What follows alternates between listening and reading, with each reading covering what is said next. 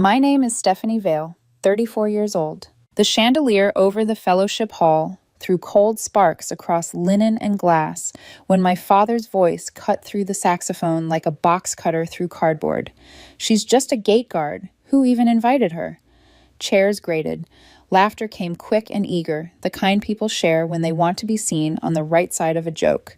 No hand reached for mine. I breathed through my nose the way instructors taught us.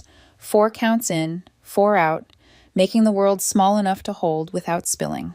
The groom's father rose from the head table. He wasn't a large man, but the air recalibrated to him as if someone had adjusted a level. His suit sat clean on his frame. His shoes remembered polish. He did not look left or right for permission. He set his glass down so the stem didn't rattle, stepped forward with that unhurried accuracy I recognize in professionals, and lifted his right hand. The salute snapped up, edge crisp, wrist straight, and the room's noise folded itself shut. A fork fell. The sound landed like a period. "Sir," he said, voice low enough that it traveled, "with respect, she outranks every one of us here." The sentence unlocked something that had rusted shut. A few guests blinked. A child stopped spinning. A cousin's mouth stayed open around a laugh that didn't arrive. My father blinked too, the way he does when a tractor stalls for no good reason. He tried to grin and found his teeth wouldn't cooperate. "Outranks," he repeated, cheapening the word. She worked the county fair with a clipboard. The groom's father held the salute a heartbeat longer, long enough for the room to feel what a standard is, and then let his arm fall with dignity rather than drama. He didn't look at the mayor. He didn't borrow authority. He simply turned toward me with the steadiness of a man confirming coordinates. "Ma'am," he said. I inclined my head, respect exchanged, not displayed. The DJ froze mid-gesture. A bottle hovered over a flute. The bride, Lacey, my sister, watched me from near the cake, the smallest rope of eye contact thrown across 30 feet of discomfort. She had once pressed a blanket over my shoulders in a cold hallway and told me I would warm again. The memory surfaced like a flare. I almost let it sink. My father swayed as if stepping off a curb he couldn't see. He reached for a chair that had skidded back in the commotion, misjudged the distance, and sat hard. Then, as a hush took on weight, he slid toward the floor. Someone whispered, "Call 911," but Lacey was already there, fingers on his neck, doing what she always did best, think with her hands. "He's breathing," she announced, calm as a medic. "Paper fan. Juice, please." The cousin who is usually unhelpful produced sugar packets with the solemnity of sacrament. Someone opened a side door, and an honest ribbon of night air cut through wilted perfume and humiliation. I didn't rush. In rooms like this, panic multiplies faster than help. The groom crouched beside his father, then glanced up at me with a look that asked nothing and offered steadiness. I gave the smallest nod. "Yes, hold the perimeter of decency." "All right, folks," he said to the guests, voice pitched to soothe without shrinking. "We're fine. Take a breath, grab water, and remember why we're here." He didn't say love. He said steadiness, and people heard it. My father's color went thin. He stared at his hands as though they were misfiled. My mother stood behind him, her thumb moving in small circles on his shoulder, motions that had comforted colds and heartbreaks, and now this newer, harsher thing, a public reckoning. He tried to find my name and couldn't get past the first consonant. He closed his mouth, opened it again, and chose silence. For him, that restraint was a kind of salute. The groom's father, Mark, someone whispered, turned back to the crowd. He didn't raise his voice. "You're confusing a post with a person," he said, "and a joke with judgment." His eyes swept the room without accusation. "A gate is where a community keeps its promise to itself. Someone here keeps that promise while you sleep." He let the sentence sit, unadorned. Chairs stilled. People shifted as if their spines remembered how to stand. I could feel the small machinery I live by whirring. Exits. 17 steps. Kitchen door. 9.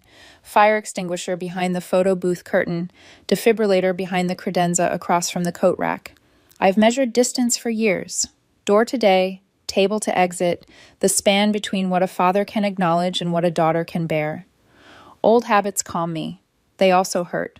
"Ma'am," Mark said, coming close enough to be private without making a secret of it. If you'll permit me, I'd like to speak with you in the side room when the room has its feet back under it. Yes, I said, because some conversations you earn by waiting, others by standing up at the right time. He nodded once, respect passing between us like a baton no one would drop. The bride squeezed my elbow as the DJ found a safe, old song and let it be a bridge. Thank you, Lacey whispered, though I hadn't moved. Her voice trembled, then steadied. I'm sorry. I shook my head just enough to say, not now, not here. We both knew the apology wasn't for the collapse. It was for the years that preceded the sentence that tipped the night. Glasses found water. The mayor, who would have loved to narrate, reconsidered the microphone as if it were an unsafe tool in untrained hands. Women with wheat stalk tattoos and men with seed company caps navigated the silence as though it were a wet floor. A toddler resumed stomping tomatoes on the dance floor, slower, careful, as if he'd learned gravity mid-spin. My father's gaze kept catching on me and sliding away, the way he sights a far fence post, squints, and waits for light to cooperate. He's built his life on straight lines and visible work, trucks without rust, boards that don't warp, rings that flash under fluorescent bulbs. I built mine on invisible work, checklists that keep people alive, quiet corrections that prevent bad stories, a palm steady enough that other hands don't tremble. He respects the kind of success you can point to. Tonight asked him to respect the kind you feel when the room doesn't break. The side room off the hall smelled like old chalk and chilly cook-off flyers. Fluorescent lights sang their insect hymn. Mark closed the door most of the way. Privacy, not secrecy. He didn't sit. Neither did I. Standing keeps language honest. When a room forgets its manners, he said, rank reminds it. That shouldn't have fallen to you tonight. I chose to carry it. His eyes moved to the faded county map on the wall, then back to me. I also owe you a different sort of apology, for naming rank at all. It can turn a life of service into a trump card. I used it like a level, not a hammer. Still. You used it clean, I said. If you were building a house, you'd show a board crooked and let the bubble tell the truth. You didn't shout at the lumber. He allowed himself half a smile. That was the aim. Also, there's gratitude I owe you, though we'll put details where they belong, in quiet. Years ago, after a storm, a certain nursing home evacuation crossed my desk in an after-action report. The language was plain and competent. Someone's calm was obvious in the lines between the lines. Tonight, I recognized it standing under a chandelier. I didn't ask whose son he meant. Some debts don't need names to be paid. Operations are teams, I said. Shelter is shared. He nodded and didn't push past what the moment would hold. Out there, he added, tilting his head toward the hall, is a man learning to hear himself without the static. I don't know if he'll choose the right sentence, but the room already changed shape. That matters. It does, I said. Rooms can learn. So can people. Sometimes they need a safer layout. We returned to the hall. A standard you can trust is like a good melody. People remember how to move to it. The child in patent leather shoes had fallen asleep in a chair, one white sock escaping a shoe like a flag of truce. The band chose a song even grandfathers knew. The gossip that could have bloomed found no oxygen. My mother lifted her chin toward me. My father looked up as if the ceiling had spoken. He held my eyes this time. No nod, no carpenter's smile, just attention, rare enough from him to feel like ceremony. If you're listening for anger, you might miss the older ache beneath it. I have spent years learning that a gate is not a wall. It is a promise. I stand where promises are tested. Tonight, under rented lights and the scent of cut flowers, the promise wasn't about credentials or ribbons.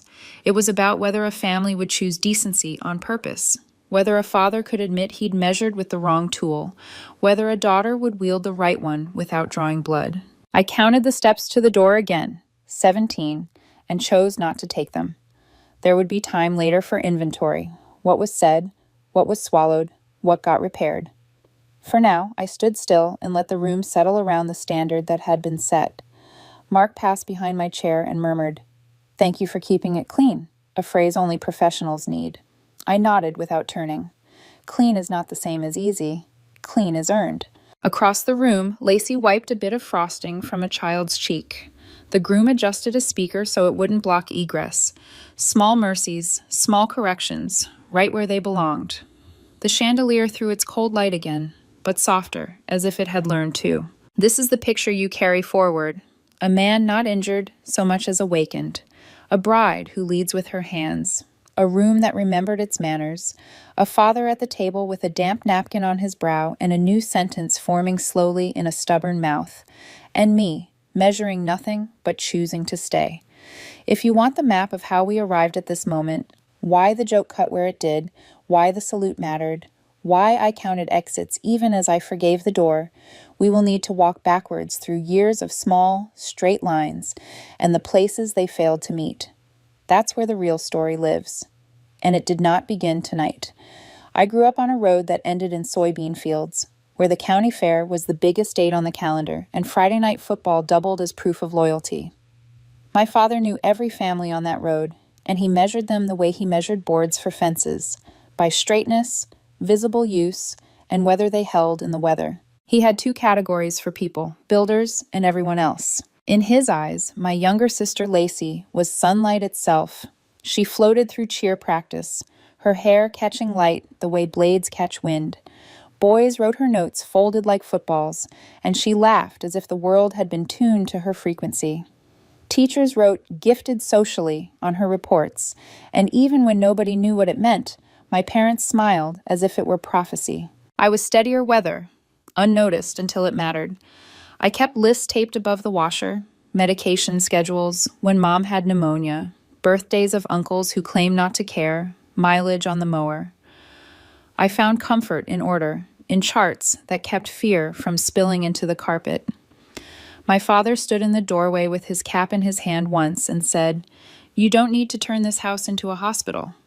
He never understood that my charts weren't about medicine. They were about control in a world that could break at any hour. Mom tried to soften things. She'd pat my shoulder when I labeled chords or stocked the pantry with rows facing forward. But her gentleness rarely outweighed my father's silence. His nods went to Lacey's boyfriends, boys who lettered in sports or drove trucks with shiny rims. When one pitched a winning game, Dad tacked the program to the fridge like it was scripture.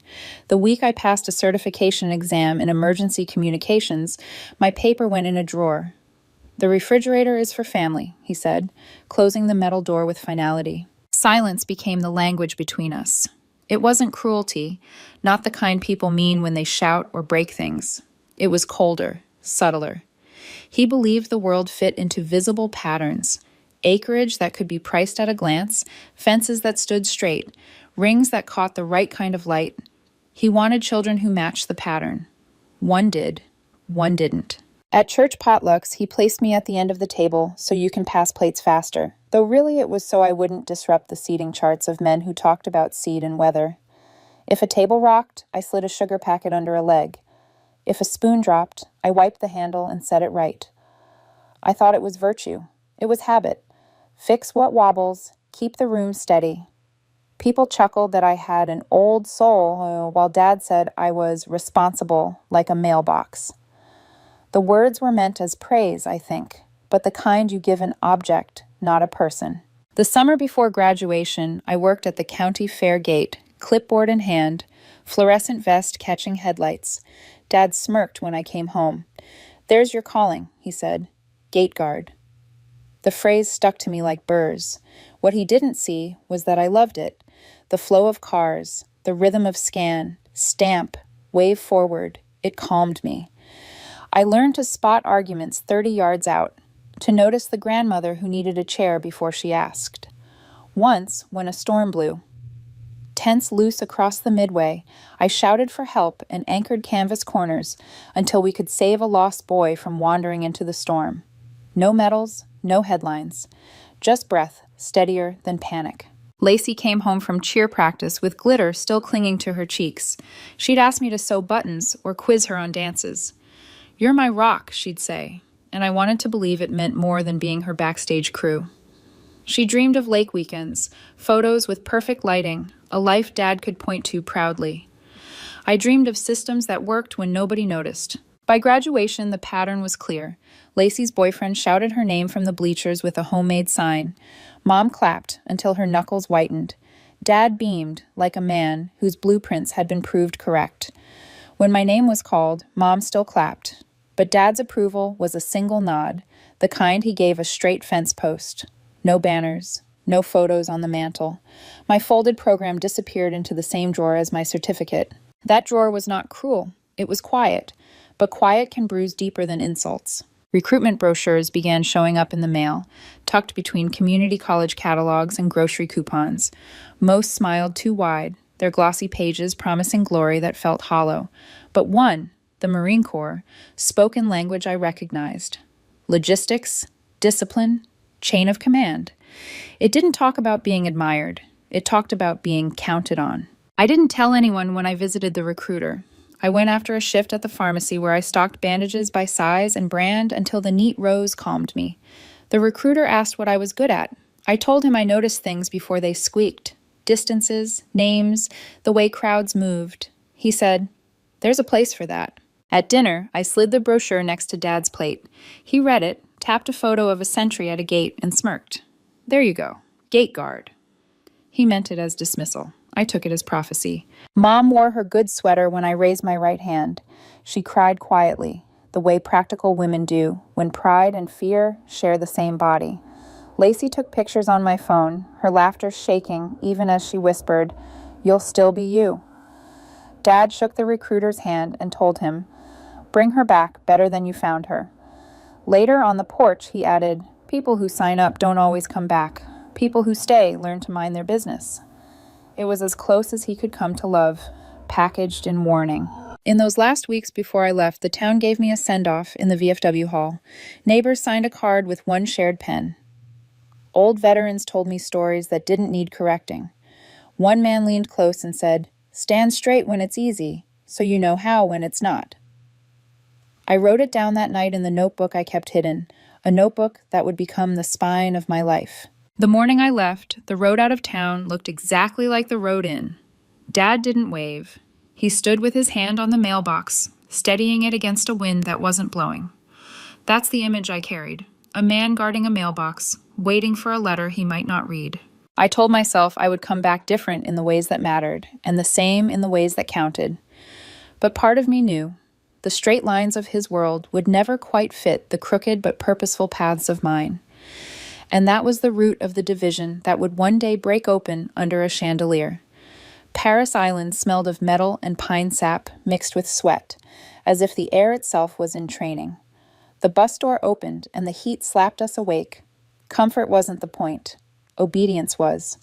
A drill instructor's voice split the night, stacking orders like bricks until our thoughts had no choice but to fall into line. I wasn't the fastest or strongest recruit. What I had was observation. I watched which girls burned too bright in week 1, wasting energy on sprints, and which saved their breath for the last mile. I noticed who taped their blisters in silence, and I learned their grandmother's name so I could remind them to drink before they fainted.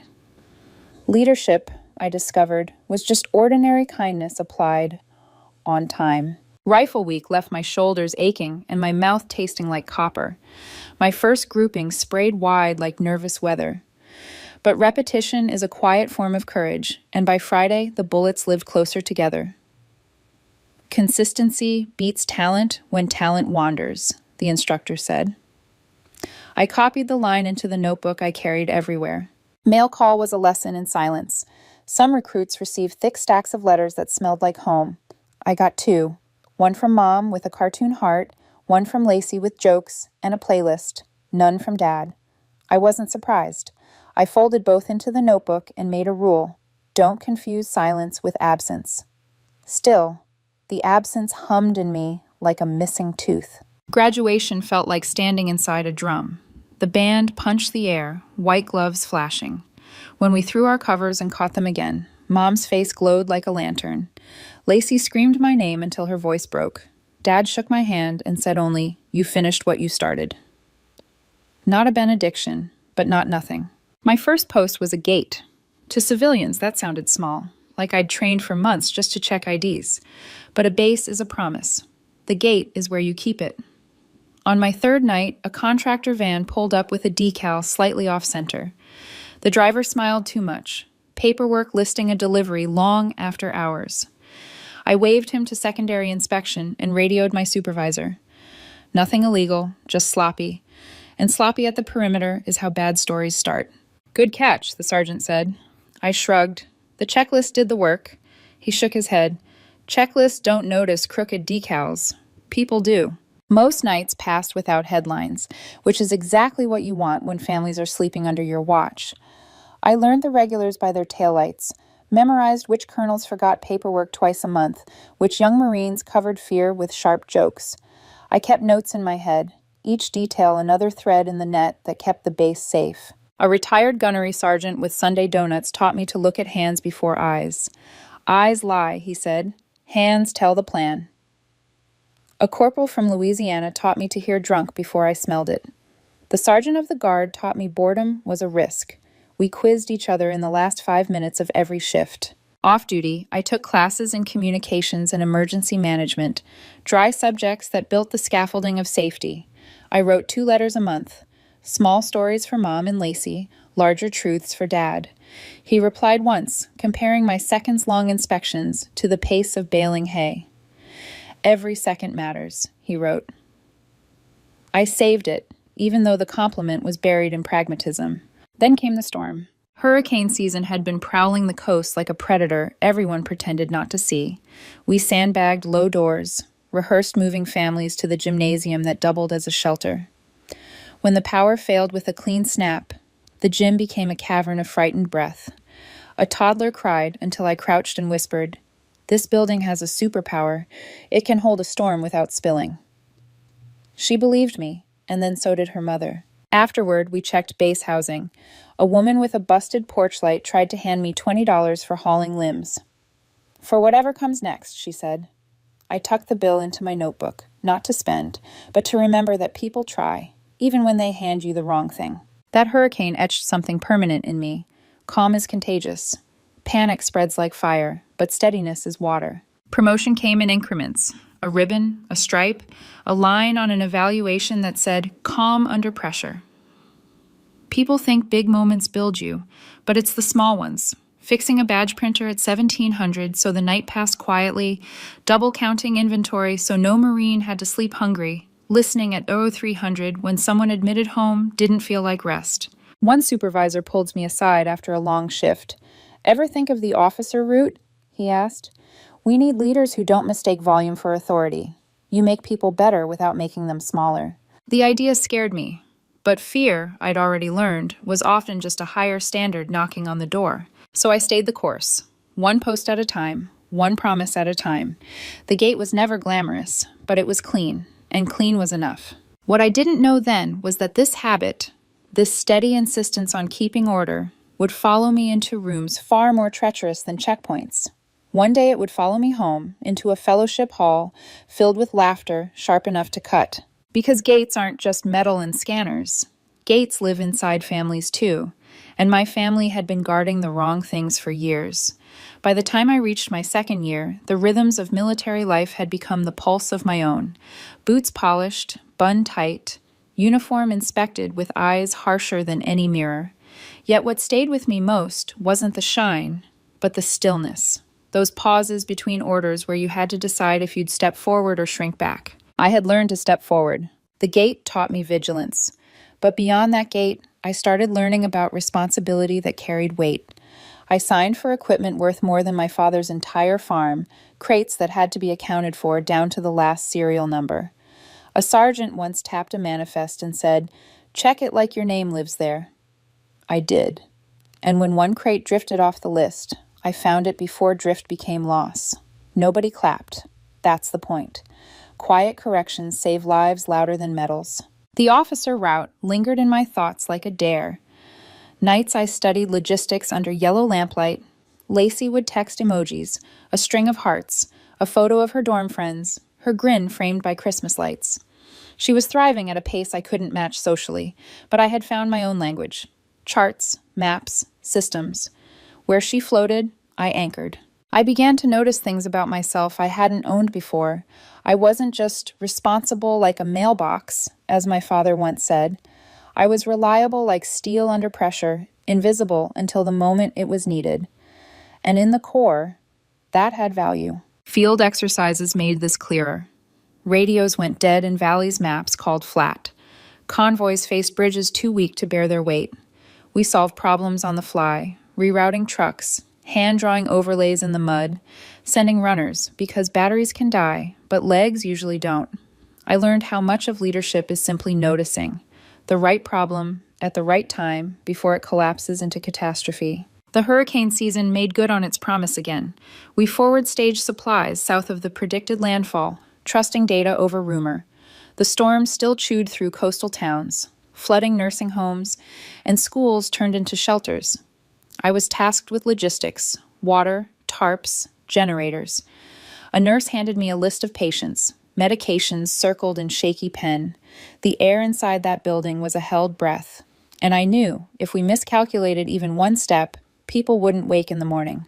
We built a relay, Marines carrying EMTs through waist-high water, coaxing a pump like it was a stubborn friend, stabilizing an old corporal who once fixed engines but now trembled under weight. The building held. Every name on the nurse's paper was accounted for. Later, a state official arrived with a bullhorn, posing for a photo. I filed my after-action report quietly at midnight. Nobody clapped then either, but I slept knowing the storm hadn't stolen what it wanted most. It was around then that my reputation started to form, not through speeches or ceremony, but through whispers. She notices things. She steadies the room. She doesn't let things slide. It wasn't glamorous, but it was currency, and it bought me trust. I mailed a photo of myself in uniform to Mom. She placed it on the mantle until a cousin's baby announcement took its spot. Dad sent a text that said, "Collar looks heavy for July." That was his way of trying. He never said the word proud, but in his clipped practicality, I read a shadow of it. Lacey, meanwhile, flooded my phone with laughter in strings of GIFs and emojis, our private language unbothered by distance. One day at muster, I noticed a young Marine shaking in a way too contained to be ordinary. Hands clenched just enough to betray the plan. Not okay. I walked him aside, asked about home in a low voice, let him breathe until the ground steadied. Later, his gunny slipped a coin on my desk and said, "For noticing." That coin still lives in the same zip bag as my notebook. The higher I rose, the more the notebook filled. Lessons written plain, truths borrowed from storms and gates alike. Consistency beats talent. Clean is enough. Make people larger, not smaller. These lines became my doctrine. Promotion came with heavier bars, but the weight wasn't the metal. It was people's trust. That trust I carried carefully. A careless leader could undo what 1,000 checklists preserved. And yet, even as my career built into something sturdier than my father imagined, his silence stayed the same. No letters, no banners on the fridge. Just a man who thought pride was weakness, withholding it as if rationing would make me tougher. I told myself I didn't need it. But some nights, staring at the ceiling after a 12-hour shift, I felt the absence heavier than any crate. Still, I moved forward, because gates only work when you stand your post, and I had chosen my gate. What I didn't realize was that the habits I built here, the noticing, the steadiness, the refusal to let silence define truth, would one day return to test me in the most personal room of all.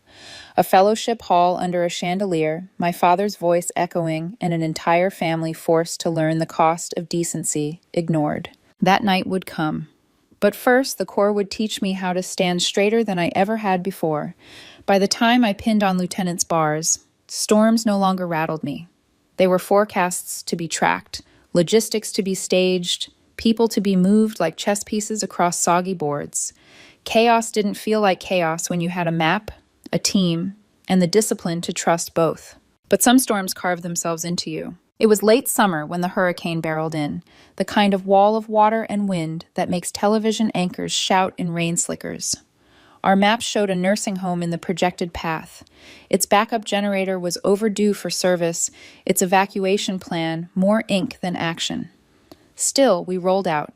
Trucks, tarps, deuce-and-a-halves, 2 ambulances, a handful of young Marines with eyes brighter than their experience. When we arrived, the building was already sagging against the storm. Windows moaned. Water pushed against doors like a thief testing locks. Inside, fluorescent lights flickered, and the air carried the sour tang of panic. Nurses held clipboards with shaking hands. An old woman in a cardigan buttoned wrong whispered that her husband used to drive the school bus.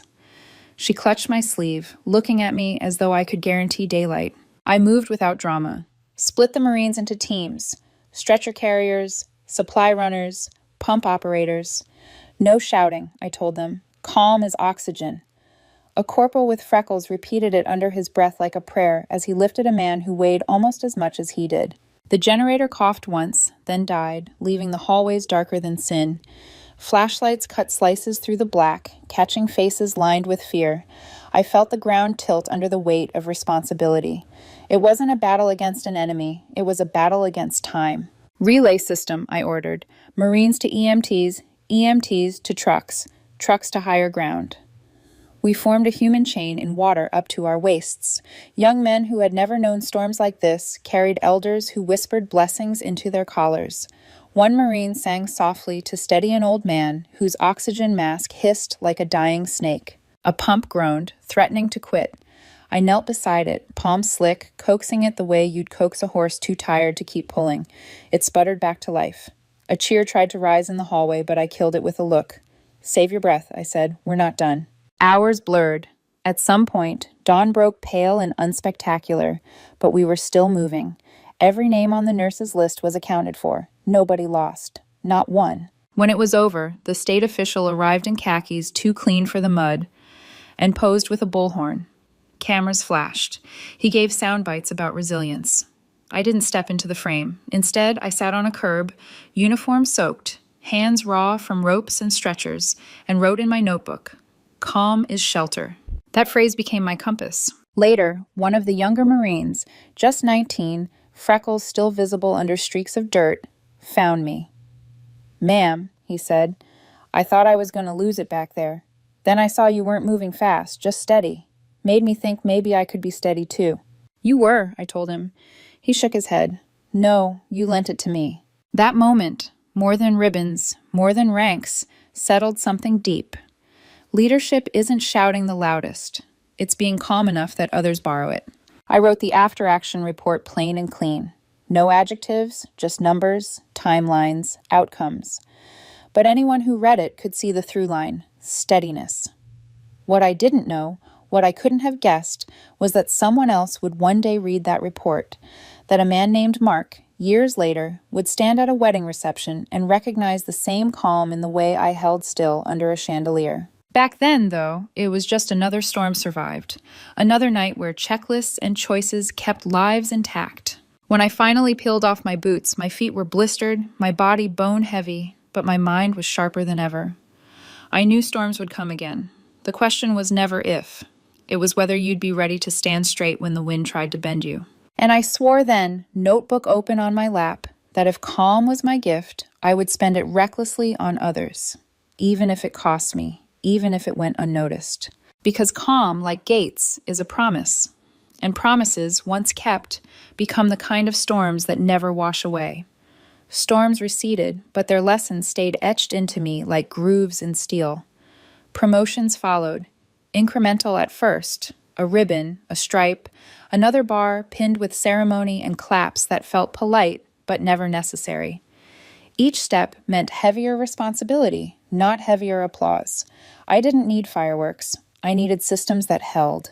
By the time I wore captain's bars, I had learned the true currency of leadership, trust measured in the steadiness of other people's eyes. Marines looked at me, not because I shouted, but because I didn't. Calm became my signature. It carried through inventories, midnight drills, convoys rerouted at the last minute because some bridge had been mislabeled in a government binder. And yet with every success, my father's silence grew louder. Mom wrote faithfully.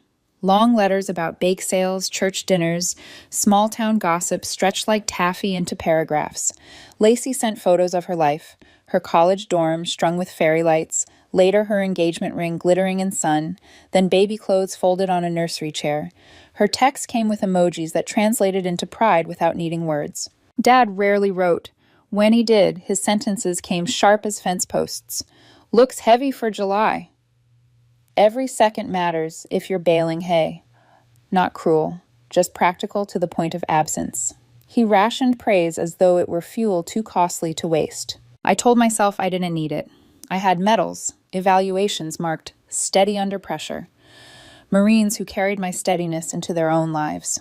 But some nights, when the base went quiet and the hum of a distant generator was the only sound, I admitted to myself that silence can bruise deeper than any insult. One evening, during a field exercise, I noticed a young Marine keeping his head too low, his hands trembling as he loaded gear. At muster, his smile looked forced, too tight, too rehearsed. I pulled him aside, spoke about nothing for 5 minutes until he admitted that going home felt like walking into enemy territory, parents who belittled him, a brother who made his life small. His words hit me with the force of recognition. I didn't tell him mine. I just walked him to the chaplain's office and made sure he wasn't left alone. Later, the company gunny dropped a coin on my desk. "For noticing," he said. It joined the others in the zip bag with my notebook, each coin a quiet reminder that small acts of steadiness can anchor more than you'll ever know. Still, even with these victories, I felt the tug of absence. Dad never saw me sign for equipment worth more than his farm. He never heard the sergeant say, "Ma'am, check the serials like your name lives there." He never read the after-action reports where my steadiness held hundreds safe. To him, my accomplishments were invisible, and part of me feared that invisibility meant they weren't real. Meanwhile, Lacey built her own world. She married a man who listened, who sent me photos of their daughter stacking blocks into small, proud towers. Their home glowed with warmth, laughter spilling out like sunlight under a door. I was proud of her, but sometimes the distance felt like a fault line. She had inherited the mantle of family approval, while I had inherited silence. I poured myself into work. At one installation, I noticed visitor lanes clogging every day at shift change. The badging office closed at 1600, while traffic peaked at 1630. It was just how things were. I charted the delays, shifted hours, stationed a sergeant at the choke point with authority to adjust lanes. 10 minutes of average delay disappeared overnight. No one clapped. But a corporal got to daycare on time. A family ate dinner together without hurry. That was enough. Yet even as systems ran smoother, I carried the knowledge that my father measured worth in visible boards, not invisible fixes. He loved the boys who lettered in baseball, the men who built straight fences. He respected those who could point to their work and say, "See?" and me. I carried systems, not boards. I carried coins in a zip bag, phrases in a notebook, Marines steadied by calm they borrowed from me. I carried silence that I never asked for, but never escaped. The higher I climbed, the heavier that silence grew, like a weight that no ribbon could balance. I told myself it didn't matter, that leadership wasn't about applause, it was about promises kept. But late at night, I wondered if I was lying. Because storms taught me calm is shelter. The Corps taught me consistency beats talent. But family, the place where I wanted calm to matter most, still hadn't learned. Not yet. By the time I wore a major's oak leaves, my life felt built on checklists and steady corridors of decisions. But promotions don't erase childhood fault lines. They just illuminate them when you return home. The invitation came in a cream envelope with silver script, Lacey's wedding. Caleb, her fiancé, ran a small electrical shop and coached JV basketball.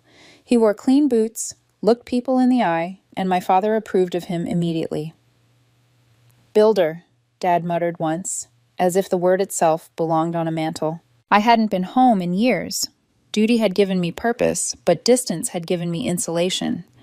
Now, returning meant stepping back into old patterns that had never bent in my favor. The weeks before the wedding unfolded like a logistical drill disguised as celebration. Mom fussed over linens and buttercream frosting, her voice tight with the weight of making everything perfect. Lacey was radiant, though even she snapped when stress pinched too hard. Dad loomed over details as if he were inspecting a fence line, chairs, tables, seating charts. It was the seating chart that first drew blood. Dad suggested I sit near the back so you won't feel trapped. The words stung because they carried truth. He knew I measured exits even in safe rooms, but then he added, "And so we don't make a deal of things." I swallowed my retort, told him I preferred the end of the table so I could pass plates faster. He took it as proof he'd been right. That was how our language worked. My attempts at dignity folded into his sense of order. Mom tried to smooth it. "It'll be fine," she said, tucking a stray hair behind my ear, but her reassurance was paper thin. At the rehearsal dinner, the tension sharpened. We gathered at the VFW hall under flags that had seen more arguments than ceremonies. Neighbors told stories into a microphone that popped at the wrong consonants. Caleb's coach praised him as the kind of man who stays for cleanup. The mayor told a too long joke, and everyone clapped politely. Then Dad stood. His toast began with volume instead of grace. "Lacey's the beauty. Always was." He gestured toward me. "And this one, organized. Too broad, too general, but organized." Laughter hopped across the room, nervous, complicit. I smiled the way you smile when someone is trying, in the only language they have, but inside my chest tightened. Organized, as if my life's worth could be reduced to bullet points on a clipboard. And then, in the back corner, I noticed Caleb's father, Mark. He wore a suit that fit without trying, shoes polished without boasting. His handshake when we were introduced was clean, firm, but not dominating. He didn't bother with small talk. Instead, he asked how many chairs could fit in the fellowship hall without blocking egress. 216, I answered, if we keep aisles clear for evacuation. His nod was small, but satisfied. "You run on standards," he said. "So do I." He didn't say Marine, neither did I. We didn't exchange ranks, but respect moved between us like current. He asked where the first aid kit would be stationed, what the plan was, if lightning forced people inside. I answered, and his smile didn't show teeth, only approval. "Good," he said. "If the music stops, the night doesn't." We spoke for 6 minutes. 6 minutes where the noise of the room fell away, where I recognized something rare, another professional who understood that calm wasn't decoration. It was structure. Respect walks in on quiet feet. That night, I wrote a new line in my notebook. When standards recognize each other, silence becomes handshake enough. But my father's words lingered. Beauty for Lacey, organized for me. The difference between spotlight and shadow, applause and silence. I told myself it didn't matter, that tomorrow wasn't about me, that I would stand where useful, as always. Yet under those flags, with laughter still echoing, I felt the first fused spark toward what would burn under the chandelier. The morning of the wedding dawned clear, the kind of sky that fools you into believing storms have forgotten your name. Mom pinned a brooch to my shoulder that once belonged to her mother. "For steadiness," she whispered. Lacey kissed my cheek, leaving lipstick on my jaw before wiping it away with trembling fingers. Dad checked his watch as if vows and love depended on second hands. At the church, the sanctuary smelled of flowers that had traveled farther than some of the guests. Ushers in borrowed jackets shifted nervously, waiting for cues. I found my seat near the back, not because Dad had suggested it, but because vantage points matter. From there, I could see exits, aisles, faces, old habits die hard. The ceremony unfolded simply. No jokes wilted in the air, no theatrics cracked the vows, just words clean enough to stand on. For a brief moment, I believed the day might stay steady. Then came the reception. The fellowship hall was strung with lights, the tables covered in linen that crinkled under fingertips. Sinatra drifted through the speakers. Children stomped invisible grapes on the dance floor. For a while it was good, almost ordinary, until Dad decided to speak. He leaned toward a cousin, voice pitched to Carrie. "She's just a gate guard. Who would invite her?" The words sliced through laughter like a blade. The cousin studied his plate, but others obeyed the oldest rule of nervous systems, follow the loudest voice. Laughter rose, uneasy, but complicit. My throat tightened. Across the room, Lacey froze by the cake, her hand trembling around a silver server. Then Mark stood. He set his glass down so gently the stem didn't rattle. He stepped forward, not rushing, each move precise, as if answering a roll call. The air shifted. Guests who had been laughing felt their spines straighten without meaning to. He raised his right hand in a salute that cracked like a flag in wind. "Sir, with respect," he said, his voice steady but sharp enough to cut. "She outranks every one of us here." The room snapped silent. A fork clattered, a child's spin halted mid-twirl. Laughter scattered like frightened birds. My father blinked, color draining from his face. He tried for a smile, failed. "Outranks," he muttered. "She was a fairground guard with a clipboard." Mark didn't lower his hand until the salute had lived its full life. Then he dropped it, clean, and faced the room. "You're confusing a post with a person," he said evenly, "and a joke with judgment. A gate is where a community keeps its promise to itself, and she has kept that promise longer than most of you have noticed." No one moved. Not the mayor, not the banker, not the cousin still gripping his fork. The quiet was honest, the kind that arrives when a truth has finally found air. I felt myself caught between fury and gratitude. Fury that my father would still reduce me to a line-item insult.